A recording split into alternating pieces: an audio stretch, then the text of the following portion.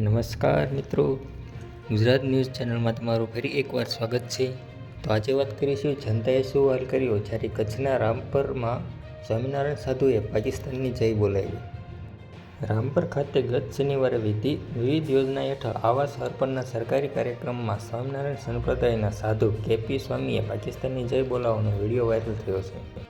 સાધુએ અતિ ઉત્સાહમાં આવીને ભારત માતા, સનાતન ધર્મ, હિન્દુ રાષ્ટ્ર સહિતની જય બોલાવતા પાકિસ્તાન કી પૂછતા ઉપસ્થિતિમાં આગેવાનો સહિત લોકોને કર્યો જયકાર કર્યા બાદ ભાંગરો વોટ આવ્યો હોવાની જાણ થતાં સૌ ચોંકી ઉઠ્યા। તો બીજી તરફે વક્તા કેપી સ્વામીએ વાત આગળ વધારતા કહ્યું કે જોયું ને, આ પકડાઈ ગયા, જે ભારતનું અનાજ ખાવ છો, જે ભારતની માટી પર રહો છો ને તમને પાકિસ્તાનની જય બોલાવતા શરમ ન આવી।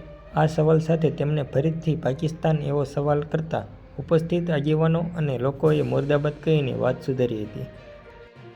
જોકે ત્યાં સુધીમાં તંત્રે મામલો સંભાળી લીધો હોય તેમ તેમને ચાલુ પ્રવચન દરમિયાન જ કાનમાં ભાષણ ટૂંકાવવાની સૂચના આપી દેવાતા ભારત માતાની જય બોલાવીને કેપી સ્વામીએ પોતાની વાત ટૂંકમાં પતાવી દેવી પડી હતી।